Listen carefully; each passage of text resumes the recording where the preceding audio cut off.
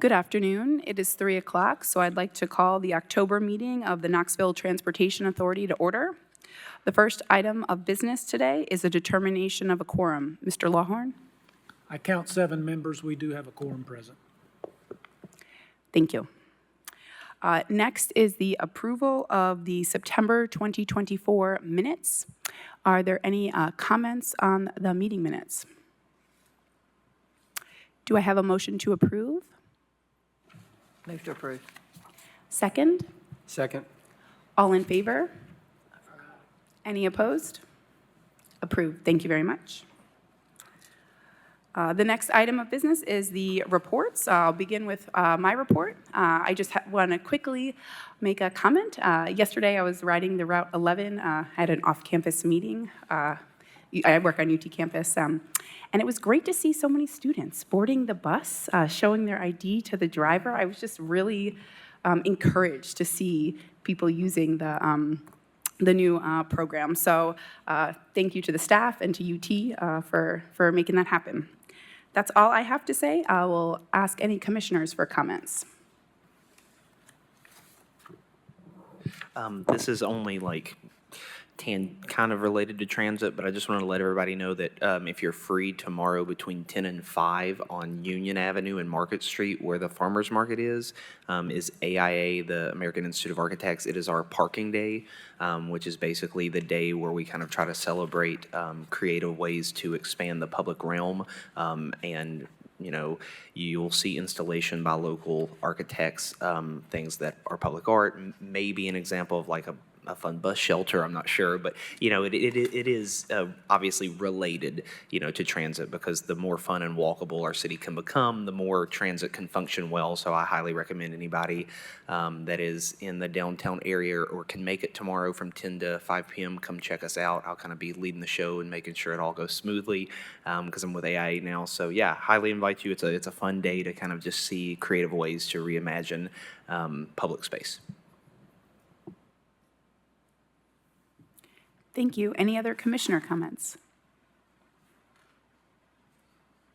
All right, I'll turn it over to the staff reports. Mr. Thorne? Yes, I just have two things to report on. First, I've talked to the board for the last several months about our APC data being certified.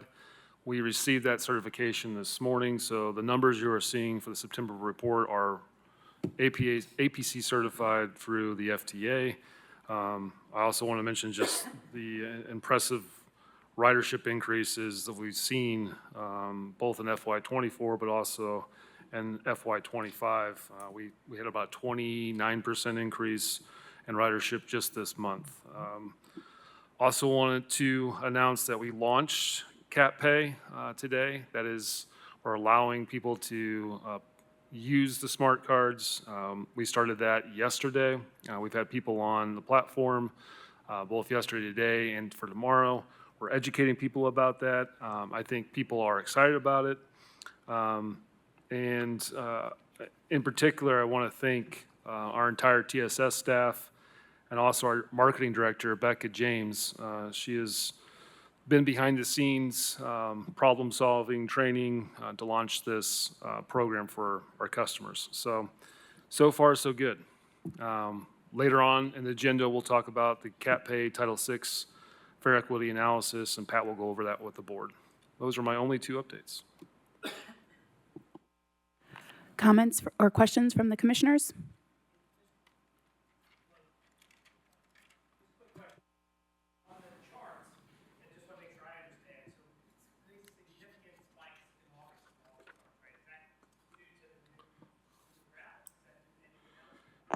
Yeah, I think the new routes, Cat Reimagine has been very, very impressive as well in terms of increasing ridership, especially along the corridor routes, Route 31, 11, 17, 22, and 41. All those routes have seen pretty good increases in ridership. The additional frequency, especially along Route 31, has also helped. I think the downtown connectors also had some pretty impressive ridership as well. So.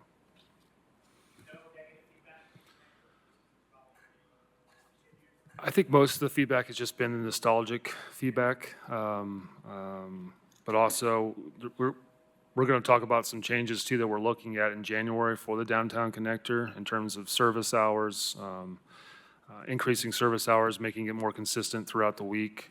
So we have heard some feedback about that as well. So that's something UMAR is going to be talking about under new business, and that's our proposed changes for January. Yep.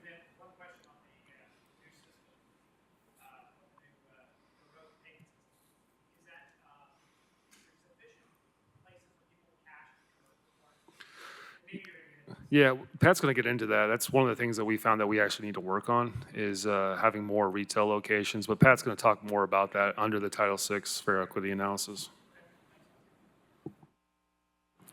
And I'd like to ask a follow-up question regarding CAT Reimagined. I know we're going to be talking about the proposed route revisions later, but is there a plan to do surveys or other formal customer feedback to better understand what's working well and what might still need additional tweaks? Absolutely. So what we want to do is contract with a firm. Of course, we kind of had that under CAT Reimagined, but what we want to do is survey our riders every single year to see where we need to improve at. And we want to actually have somebody come on and do the onboard surveys with our riders. So that could be customer service, that could be frequency, that could be amenities. There's a lot of different questions you can ask in that. And so that's what we want to start doing. Me and Pat actually talked about this last week. We're going to be getting some additional funding through the state. So there's ways for us to pay for that. But I think it's very, very beneficial. And it's nice to have a third party come in and do that for you. Excellent. And one other follow-up, what about on-time performance? Have you been tracking that with the new schedules? Yeah, on-time performance is around 84%. We still have some routes that we're working on in terms of late. And now that is an improvement over CAT Reimagined. We were in the 70 to 75%, or before CAT Reimagined, we're in the 70 to 75% on-time performance. We're now around the 84%, but we have work to do still on getting those routes, the late routes, better performing. So my goal is to get to 90%. So that's what I constantly am talking to UMAR about, is getting to 9% on-time performance. That sounds like a great goal. Yeah. Let's get all right. And he's constantly pushing back on that goal. All right, next item of business, staff reports. The TPO is not here today. Mr. Burton is not present, so we can move along to new business. The first item of new business is appointing a KTA chair. So I'm actually going to turn it over to Mr. Lawhorn to lead this discussion. Most regrettably, we have a vacancy in the KTA chair position, and the bylaws do require that we, when a vacancy occurs in the office, in any office, the same shall be filled for the remainder of the term by vote of the commissioners. Did everyone receive my email sent earlier this week? I will not reiterate that. We do need to take nominations for the position of chair. As I stated in my email, I did inquire of Vice Chair Breakwood if she was willing to fulfill the remainder of the term, and I'm not going to say she is willing. I'm not to fulfill the remainder of the term. I don't know that there's a commitment beyond that, but the term ends at the end of the January meeting. That does not mean other nominations cannot be placed. And I will remind the KTA members that if Commissioner Breakwood is nominated and is approved as the new chair to fulfill the current term, we're going to have to pick someone else to be vice chair. So with that, I will open the floor for any nominations. I nominate Ms. Breakwood for the chair position. Do we have a second? Second. Any other nominations for the chair position? There being none, let's bring that one to a vote. All in favor of Commissioner Breakwood being elected chair to fulfill the remainder of the current term, say aye. Aye. Any nays? All right. Good job. Now you've created more work for yourself. We need...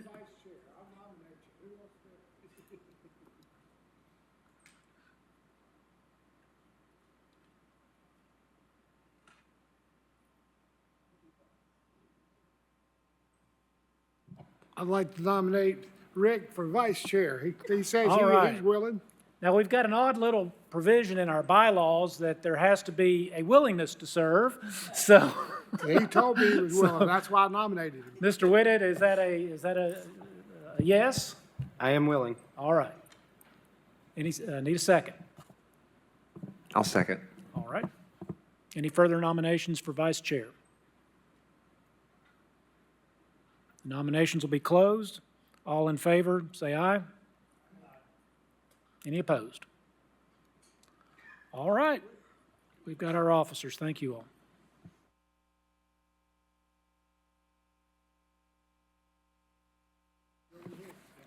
All right, with that being concluded, we can move on to the second item of new business, which is proposed route adjustments for January 2025. Yep, I will turn it over to Umar to talk about these proposed route revisions that we have. Again, we're telling you these today. We're not asking for the board to vote on these until next month, but we just want to make you aware of them. We also do not believe any of these proposed revisions are a major service change under Title VI, our own Title VI policy. With that, I'll just turn it over to Umar to talk about these. How you guys doing? Congratulations to the new chairs and vice chair. That's great. Well, my name is Umar, Tennessee, and I'm just going to, I hate that I'm behind you, but I didn't want to move it because it's working now. So I'm like, don't pay attention to me, just look at the slides. Okay, so these are the proposed route revisions for Knoxville Area Transit effective January 27th, 2025. The proposed changes are as follows. Route 1, we're going to extend Monday through Thursday hours to match Friday hours. So the last trip Monday through Thursday, well, Monday through Friday will be 10:15 p.m. There will be some revised routing to serve downtown only on the Route 1, and it will provide 15-minute service. The Route 20, there's going to be a revision in the routing from Central to Magnolia to Hall of Fame. The Route 23, we're going to extend weekday service. The last trip currently is 5:45, but we're going to extend that trip, that time to 7:45. We're also going to add Saturday service, where the first trip will be 7:45 a.m. to 7:45 p.m., which is a carbon copy of weekday service. And the Route 40, revised routing from Knoxville Station, serving James White Parkway, Sevier, and Allen Home. And Route 41 will have revised routing from Knoxville Station, serving James White Parkway, Sevier, and Blunt. Now we'll get into a little bit more detail. The purpose of revising Route 1 is to provide consistent service hours Monday through Friday. The revised routing is to serve downtown only, and it'll provide service to Howard Baker and Harriet Tubman, which is First Creek at Austin. Those segments will continue to be served by Route 34, and it provides 30-minute service. The objective is to increase downtown connectivity to include Main Street, Gay Street, and ensure reliable service hours. Looking at this map here, if you start at the bottom of the map, that's Knoxville Station where it says start. So from Knoxville Station, it'll make a right on the Hall of Fame, a right on Hill, a right on Gay Street, and a continue down Gay Street, a right on Magnolia, a right on Central, and then a right at Depot. That's the outbound routing. The inbound routing from Depot will make a left on Gay and a right on Summit Hill, a left on Locust, and it will continue all the way to Main Street. It'll make a left on Main, right on Gay, left on Hill, back to Hall of Fame, back to Knoxville Station. And we'll take questions at the end if anybody has any questions. The Route 20, Central Clinton Highway, will have revised routing. We will replace Gay Street and Hill Avenue segments with the Route 1 downtown connector. The objective is more direct service to Knoxville Station and more reliable service times. So the routing for the Route 20 are as follows: outbound service from Knoxville Station. It's just a slight change. It'll make a left on Church, left on Hall of Fame. It'll make a left on Magnolia, a right on Central to regular route out to Central, all the way out to the Walmart North. And inbound from Central Avenue, it'll make a left on Magnolia, right under the underpass, right on Hall of Fame, right into Knoxville Station. And the purpose of that is we're taking the 20 Central off of Gay Street and putting the Route 1 downtown connector onto Gay Street. We also have more specifics on the Route 23, is just to provide additional service, extend weekday service, last trip at 7:45 instead of 5:45, add Saturday service starting at 7:45, last trip at 7:45. The objective is to address requests from the community to restore regular service and improve route accessibility and ensure navigating the area more easily. Route 40, South Knoxville, this is where it gets a little complicated. The Route 40 South Knoxville currently runs through downtown. Originally in the Kta R Reimagined plan, it was going to use the Gay Street Bridge. But since the closing of the Gay Street Bridge, we have been suffering from timing issues as it relates to the Route 40. So if you know from last month, we had spoke about a detour that we implemented, which changed the outbound direction of the Route 40. However, the community has requested that we put that old outbound service back. And this is the recommendation that we have in order to serve the Island Home community in the Route 40 South Knoxville. So the Route 40, we're gonna replace the Sevier Avenue and Blunt Avenue segments with the Route 41. So the outbound routing for the Route 40 from Knoxville Station will be left on Church, continue Howard Baker, right on Hill, left James White Parkway into Anita Drive, which will continue to Sevier Avenue. It'll make a slight right onto, a sharp right onto Allen Home and continue regular route. Right now, we have it, I don't know if you can see it on this map, but instead of going the routing all the way to your right now the detour goes down South Haven and it cuts off everything to the right of South Haven. And so the proposal, in order to get this routing back on time, we're proposing to use the James White Parkway, and then we'll be able to do the entire outbound routing. And inbound from Allen Home, it'll do the same thing. It'll basically make a left on Sevier, continue into Anita Drive, left on James White Parkway, right on Hill Avenue, left on Howard Baker, and continue to Church to Knoxville Station. And again, the objective is to address requests from the community to restore regular outbound routing, which was revised due to timing issues. Now, the 41 is going to actually provide service on those segments of Sevier and Blunt that were taken off of the 40. So the outbound routing from Knoxville Station would be a right on Hall of Fame, left on Hill, right on James White Parkway, right on Anita Drive, continue Sevier, continue Blunt, left on Chapman to your regular 41 Chapman Highway route.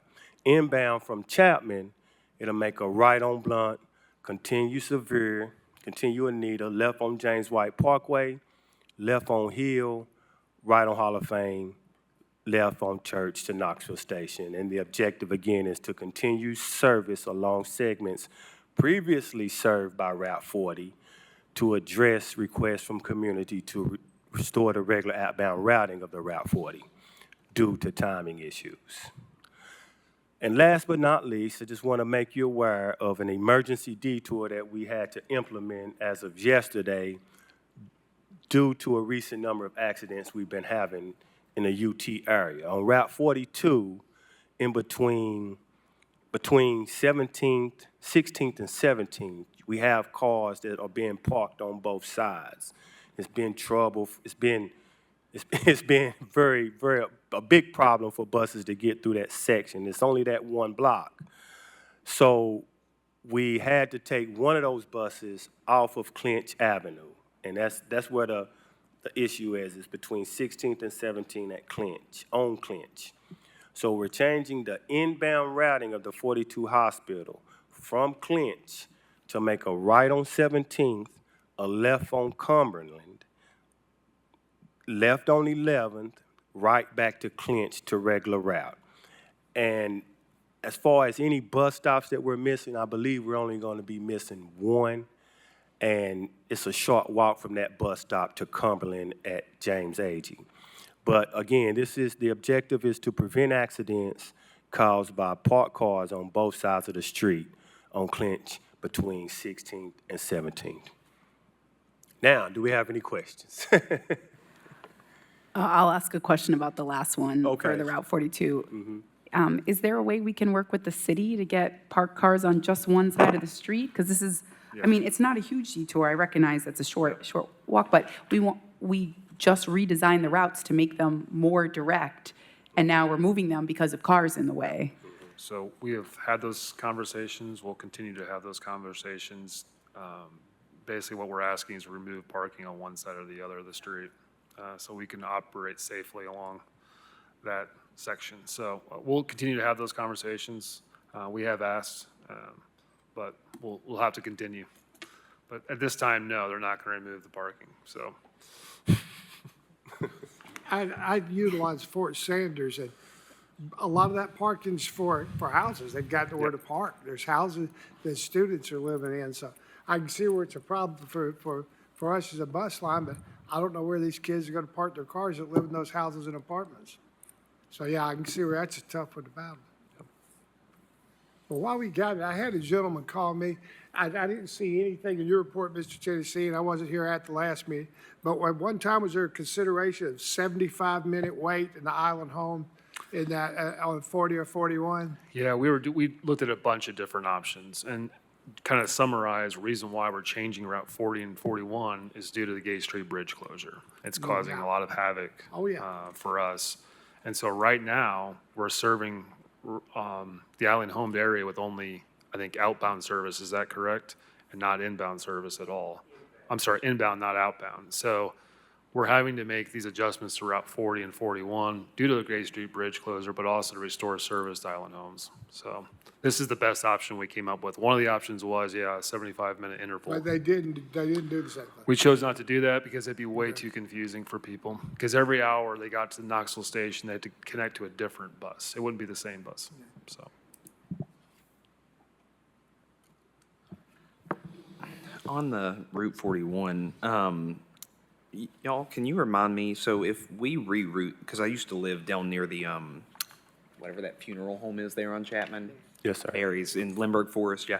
And so I would always take the bus to my office in North Knoxville. And I guess my main question is, with this being, and I know we have to because of Gay Street, but like with this being rerouted, because obviously we want to serve Sevier Avenue, but do we have any buses that would cross Henley Street Bridge? Because I'm just thinking, like, if I lived where I used to live and I wanted to get downtown, like, that's just such a far detour and adds so much, and I get it, but like, I just can't remember if there's any other bus that crosses Henley, or if those people would just have to, if they wanted to go downtown, just get off the bus there and walk across the Henley Bridge. There's Route 44, which would not be a good option for them, but I think Route 45. 45. is taking Henley, yeah.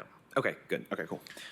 Now, the other thing too that we're working with the city on is to better time Chapman Highway's traffic signals. So we're working on that to basically speed up the buses for the Route 41. Eventually, it's something we're looking at is traffic signal prioritization. So pretty much along all the corridors to make sure that we, again, we're at that 80 to 84% on-time performance. We want to get to 90. The next step is traffic signal prioritization for us on corridors. And I know it may be a little walk, but it is, that 41 is coming around. That's why we brought that 41 around Hill. So it'll get to Hill and Hall of Fame, which still is a little walk, to Gay Street, but, you know, unless you just want to ride all the way around to the station and then catch the one or, you know, something else leaving out going to Gay Street. But that's where we try to get it close, that 41 closer on that side rather than going on the Hill and Howard Baker side. So we brought it downhill at Hall of Fame. So it'll be getting off right there at the Women's Basketball Hall of Fame. And I know, like I said, it's not as close, but Sure. yeah. In regards to the downtown connector, and I guess also to Route 20, I have two questions. One, when dealing with the downtown connector, do we have any current routes that basically have kind of an inbound and outbound route difference in terms of like positioning as we do now? And if we don't, I'm just curious how we plan to make sure that's advertised well. So if people know, hey, I'm trying to get to, say, like the Tennessee Theater, you know, again, not that it's far, but just so people are aware, like, hey, I can get off like at the Tennessee Theater if I'm going north, but if it's coming south, because again, I don't, just as long as it's advertised somehow well, I think it's a fine idea. But Yeah.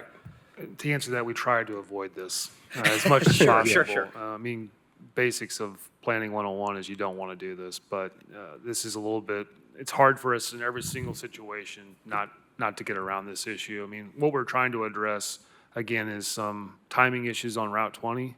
So we're going to have to cover Gay Street, but also we realized we have no bus service going directly in front of the city-county building outside of buses going inbound.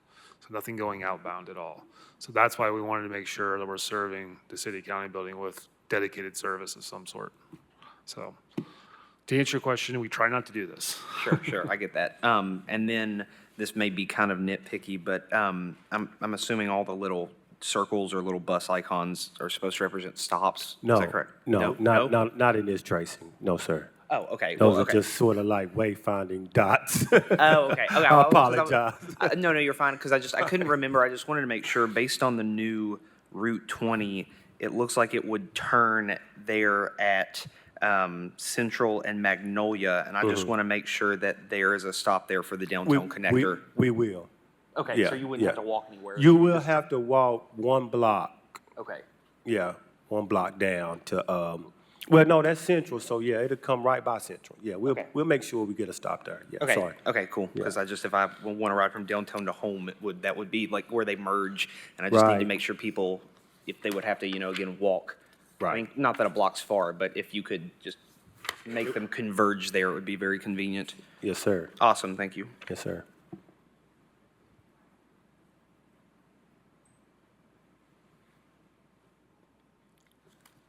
Are there any further questions on the presentation? Oh, yeah, sorry, one more. What's the current end time for the downtown connector? Monday through Last- Thursday? Monday through Thursday, the last trip is 8:15 Currently. currently. It's going to change to 10:15. 10:15, we're okay, so proposing two it. extra hours. Okay, Yes, awesome. sir. Okay, thank you. 10:15. So line up with the weekends, okay. So it'll be Monday through Saturday, 10:15. Yes, sir.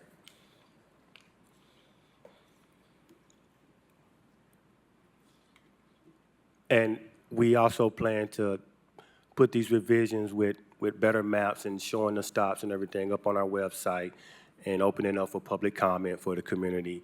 And then when we come back next month, we'll ask that you guys, we'll bring the Title VI analysis, which we don't feel is going to have a major impact, and we'll ask for you guys to vote on these revisions then.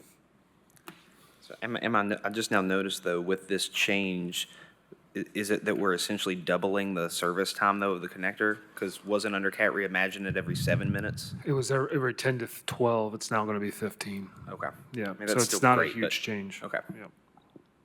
Yeah, we looked at, again, this is not under the KTA's purview, but all these changes, for the public's knowledge, they're budget neutral. So we tried to do this budget neutral. Right. We're adding basically Saturday service for Route 23, which is a lot more hours. We're able to gain some efficiency with Route 1 to basically make it budget neutral, so. Are we satisfied we will not need a public hearing do not believe we'll need a public hearing. Okay. If that changes, let us know. We will. And we'll get a notice out for Yep. next meeting.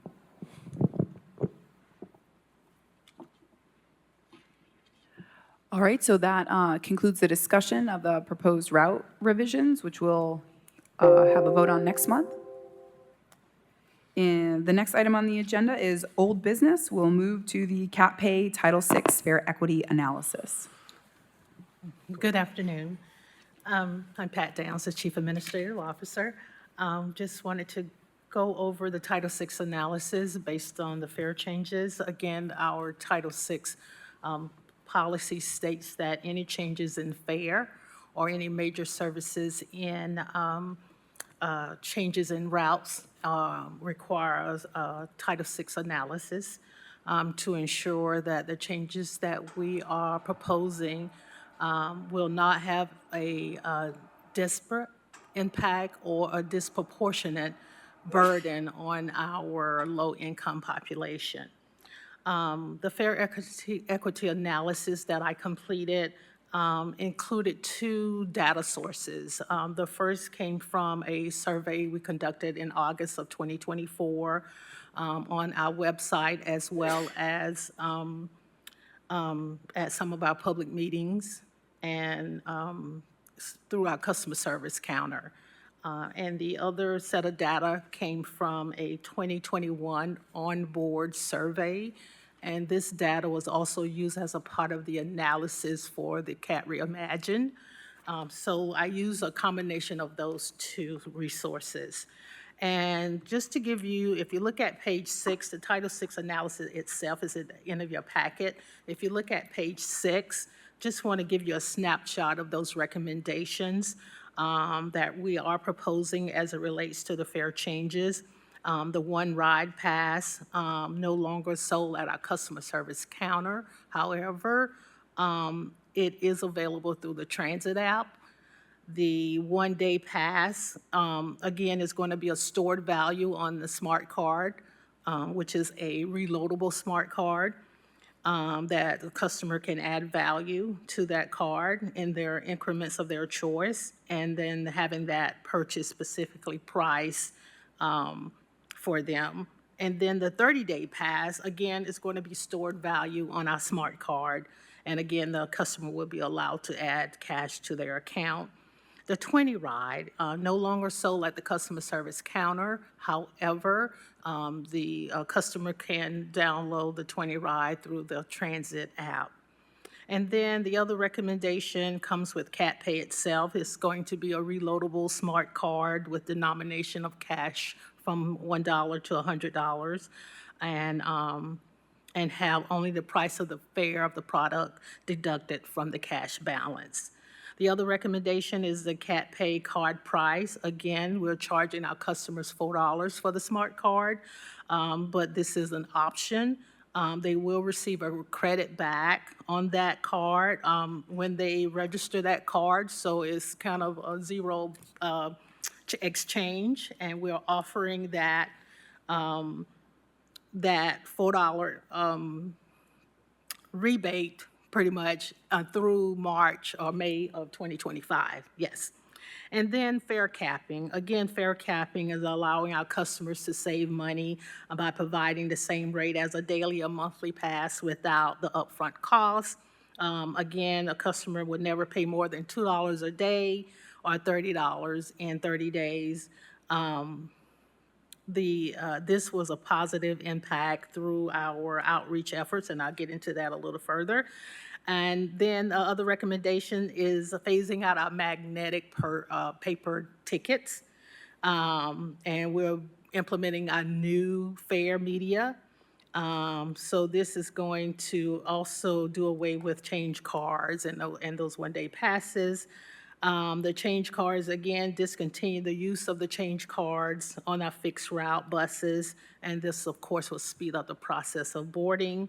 And then exact change recommendation, cash will continue to be accepted. At one point, we were looking at going cashless. We realized that was not beneficial. It will have an adverse impact on our minority low-income population, so we decided not to go cashless. However, we will offer exact change. So if you're boarding our fixed route services, you will ask for one ride pass and you'll pay just $1 for that. So again, all riders paying with cash will be required to pay with the exact change when boarding the vehicle, the bus.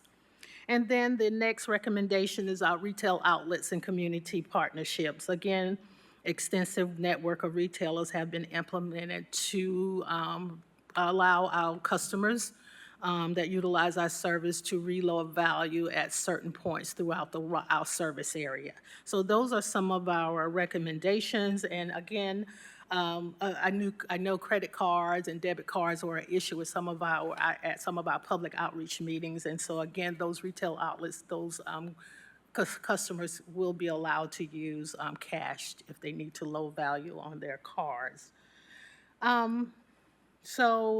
Again, each of these recommendations was evaluated together to determine if there would be any disparate impacts on our minority population as well as disproportionate burdens on our low-income populations.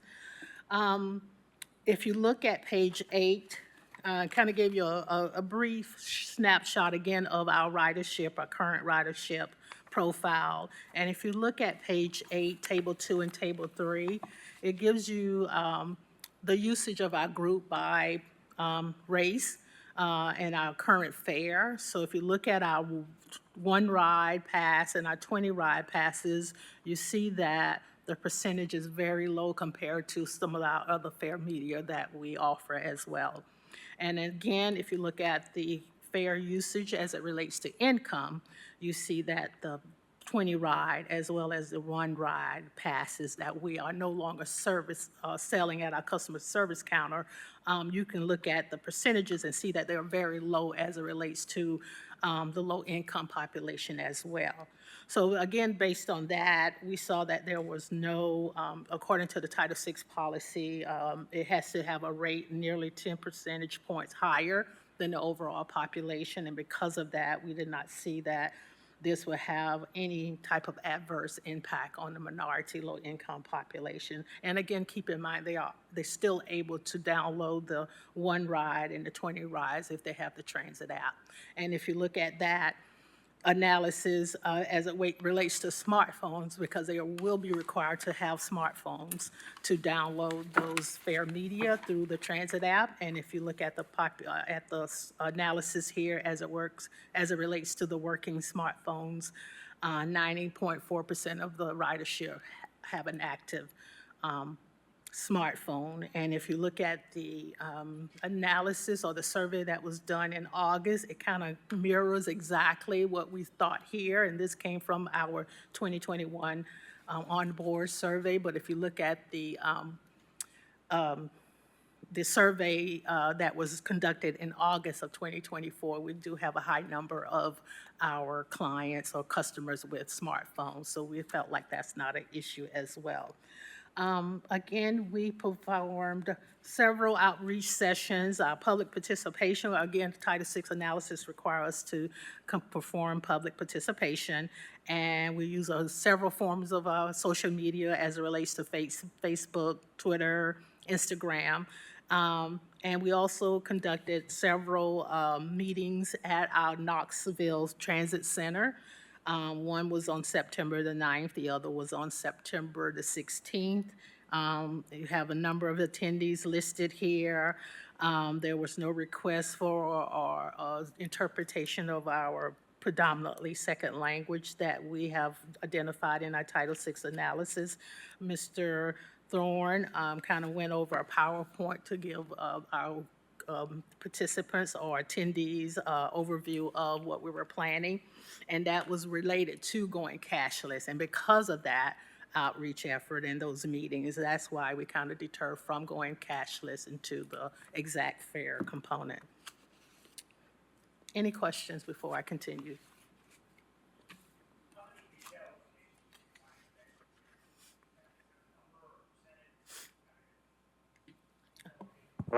I would say as many as we possibly can. I think what we're really trying to do is target areas that don't have very many retail locations along our routes. And those are the areas we want to hit first and ensure that customers living in those neighborhoods have access to go get or load up their card, basically.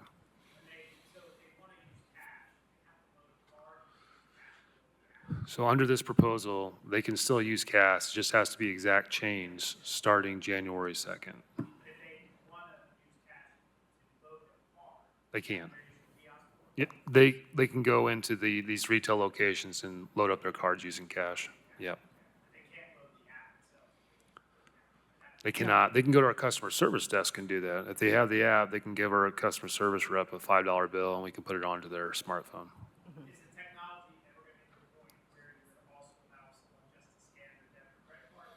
So the company we're using, they're already rolling that out at certain agencies, where you have the ability to tap your debit card or credit card on the validator. That's how you pay your fare. We aren't exploring that right now, but yeah, there is that capability. And Isaac, did you say you all are going to have a map, or do you already have a map? There's a map actually here in this somewhere? analysis that Pat's provided. It shows basically where the retail locations are in proximity to where our routes are. But again, I think when you read through this, and something Pat's going to talk about is there's still work to do in terms of getting more retail locations. So I wanted to go over the analysis of no potential adverse effects based on those recommendations that I just went over. Again, fare capping, again, there's no statistically significant impact on fare capping because, again, it's optional. But if you look at our population, over 59% of our passengers ride at least 5 days a week. And the minority and low-income customers who pay by cash ride frequently enough that could benefit from fare capping, but it's not mandatory. So we didn't feel like that would have an adverse impact on our minority and low-income population. And again, the elimination of the 1 ride passes at the customer service counter as well as the 20 ride passes will not have a significant impact as well, because if you look at the percentage of ticket sales for the low income and minority population, it's not really significant. And then again, if they do want to purchase those 1 ride or 20 rides, if they have a smartphone, they could do that with the transit app. And again, 90.4% of our population or our service area population do have a smartphone. And then the change card, again, the change card is just basically if they put if they want a 1 ride or a 1 day pass, which is $2, and they put $5 in the fare box, they get a change card back because we're not able to give them $3 cash. So they get this $3 change card that they could use again on another route or another ride. So there was really no significant impact on that because it was just a change card that they get back. And then exact change. Overall cash users, if you look at our statistics, cash users account for at least 40% of minority usage and 42% of non-minority usage. Overall cash users for low income is 43%, as compared to non-low income usage of 44%. So again, there is no, that 10% point beyond the system-wide percentage is not significant enough to cause an adverse impact on our minority low-income population. And then again, the last item as far as no potential adverse effects is reloadable smart card. Again, this is an option. We encourage our customers to register their smart card to track in case if it's stolen or lost, that value on that smart card, we can immediately stop, unlink that card and assign a new card so that value can be transferred over to the new card. So this is really an option for our customers. We are not enforcing it. We are allowing them, letting them know that we will give it's $4 and they'll get that credit back in uploaded on their smart card. So it's not something that we are enforcing, but it is an option. So again, we don't feel like that is an adverse or impact on our minority low-income population. So based on that, the remaining recommendations, the one-day pass, the store value, again, they can load that on a smart card, or they can, again, use their transit app. And that's the same with the 30-day pass. They can use store value on their smart card. They can add cash, and they can utilize this at a number of retail locations. The Kta Pay reloadable smart card is something that will be beneficial because we are phasing away from those paper tickets, which is a plus and a win for us. So we're phasing away from those paper tickets, and so that would cut down on replacing customer, if they wash, sometimes they leave them in their pockets and wash them up with their laundry and want us to replace them. And of course, it clearly states on our tickets that no refunds, but sometimes you do have a heart, so you try to work with them. And so, but that is a win-win with the plastic reloadable cards as well as the non-reloadable cards that we are offering to our social service agencies.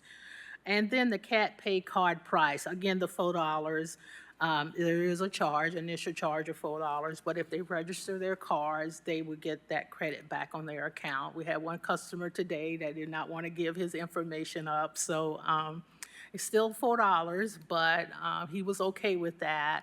He was willing to pay the $4 without giving up his information, so we made that card anonymous, so it's not really connected to him at all. But again, if he loses it, and that fare that he has on it, there's no way we could track it.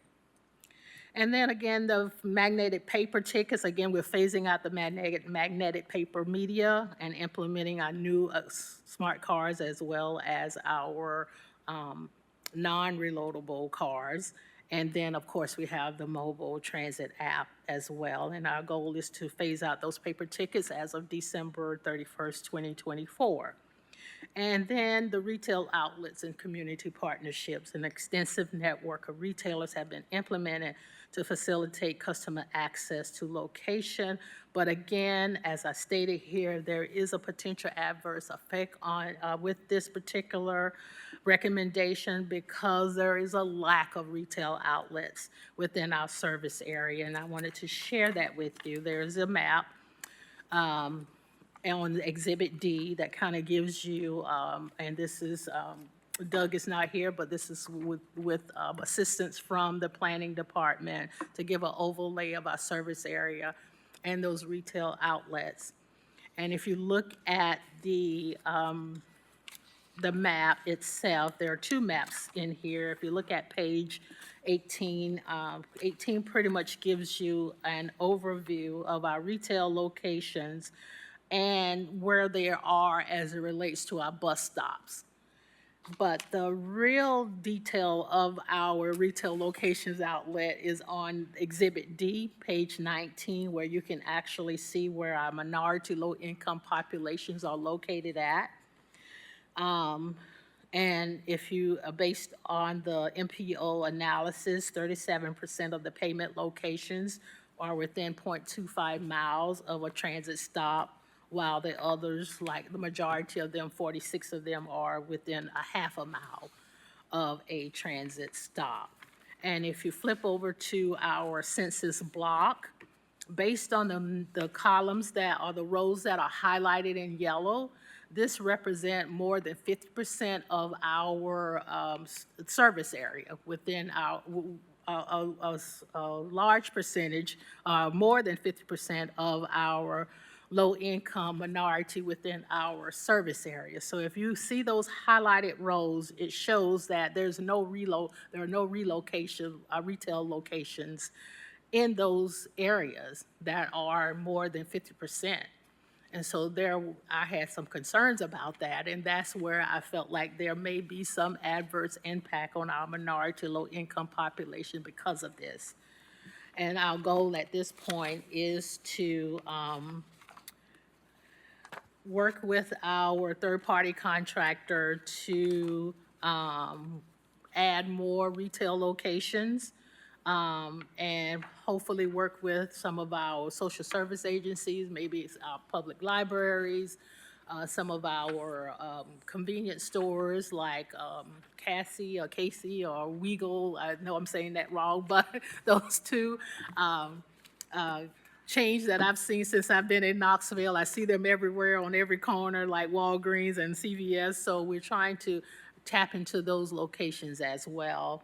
And again, another recommendation until we get more retail locations within our service area is extending a courtesy ride to our clients, our customers. Either the driver will allow them to ride to the next retail location to low value on their card, or even transport them to our transit center so that they can reload value on their cars. Any questions? Are you all going to be putting any kind of graphics on the buses or like at bus stops or anywhere to let people know kind of just the ins and outs of how this works? Yeah, we actually plan on doing it at a lot of our bus stops. Oh, great. Okay, Yeah, great. That's our, our marketing director wants to put it at every last stop. And so we're trying to make that dream a reality. In terms of signage, again, I think that's probably where we need to go if we're moving in this direction. Everybody needs to be aware of how you pay for your fare. So, yeah. Can I ask a quick follow-up question about the courtesy ride? Will the one potentially negative balance ride be a permanent fare policy? I think we're looking at actually a negative $2 is what we're looking at. So technically, it could be could turn into an all-day pass. In talking to for best practices, talking to the the vendor for this, there's pros and cons of $1 or $2. And so we're trying to decide which way do we want to go. But either way, I think it, again, allows our customers to know, hey, we're going to give you a ride to the nearest retail location or downtown to get your card loaded. But we don't know yet whether it's going to be $1 or $2. Okay. Yeah, I just think that's really important to make sure they can get a ride, and that's communicated that if you're not near one of these retail locations, you can still get on the bus and you can get to one of them or Knoxville Station. And I think that's also something we talked about earlier this month with all of our operators, is that when we were rolling this out, we knew October 23rd, talked about basically that courtesy ride, making sure that if that card doesn't work, that we get them to downtown, the Knoxville station to get it reloaded. So. And then one more follow-up question. So on the magnetic stripe tickets that are no longer going to be accepted after December 31st, do you have any idea of how many are just out there, be it at social service agencies or kind of a ballpark number of how many have been purchased? I know I found 2 in my purse the other day, so I'm just wondering. We do not know that. However, I sent a mass email out earlier this week letting the social service agencies know that we will be doing away with paper tickets and their options. But we don't know what's out there. I communicated with Nashville customer service because they launched something similar, and they told us to start early with our social service agencies now because they still, as they implemented their new fare policy, and they're still getting calls and concerns from social service agencies asking them to take their fare media back after 2 years. So that's one of the things they told me, to make sure we start working with them now. So I sent that mass email out earlier this week, and I hope to follow up again periodically to make them aware that we are going to do away with the paper tickets. Okay, yeah, I know Commissioner Winford is not here today, but I recall that was one of her concerns last month, and it does seem like a fairly short window. It's basically just 2 months essentially, and if they have a lot of tickets, we've got the holidays coming up, that does seem quite short.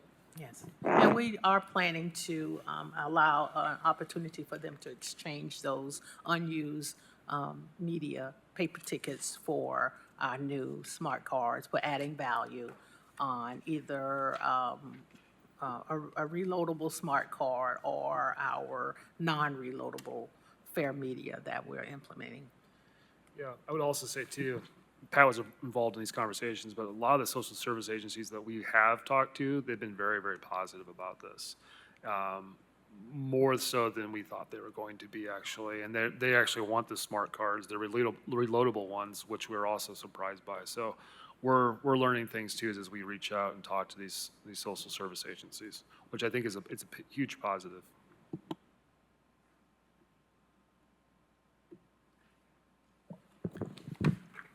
Let me remind everyone that we do require a vote on this item, but your vote is limited to approval and acceptance of the Title VI Fair Equity Analysis. It is not, we are not voting to accept the Cat Pay program. That is already in place.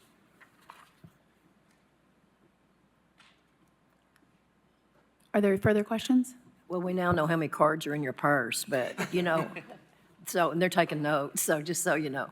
No, I do have a question. So is the lack of retail locations, does this have to do with the fact that in the minority communities, there's just not like stores that's like deserts and there's not any availability, or is it just because they won't participate? That's a good question. I don't know. It could be that this company, Vanilla Direct, is not in those retail locations. It's not that the retail locations don't exist. It's just they're not in those retail locations, and that's where we have to pick up and do some work to say, hey, are you willing to partner with Vanilla Direct to allow this? Because you'll have a lot of customers coming in here to reload their cards. They could be purchasing something else as well.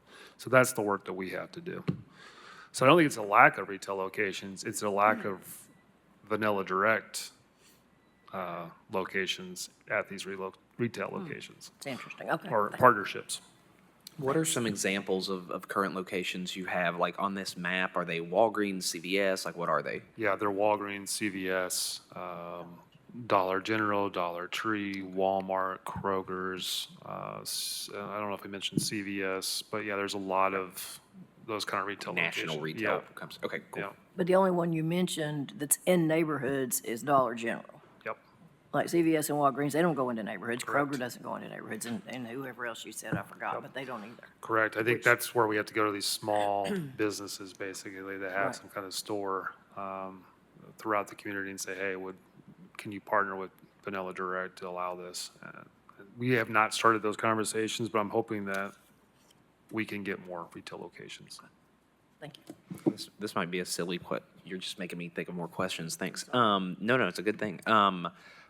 Whenever these retail locations agree to sell these cards, and maybe this is a dumb question, like, do they get a cut of that, or does all the money go to CAT? Like, how does that exchange work? Yeah, majority of it goes to CAP, but then there's the manufacturer, or the vendor gets some, but also the retail location gets some.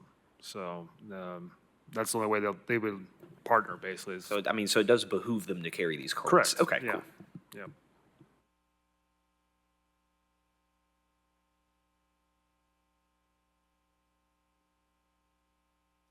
Are there any further questions or comments on the Title VI analysis?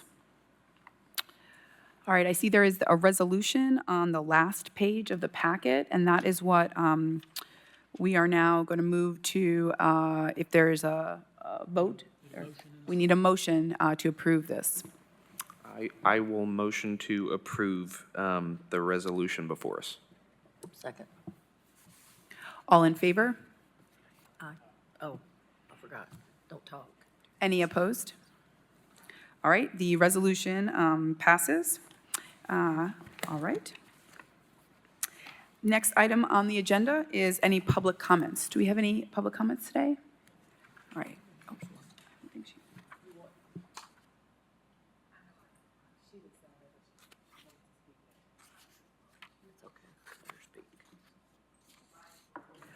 Okay, sure, you can have 5 minutes. Please approach the podium, state your name and address for the record, and you have 5 minutes to give your comments. Thank you.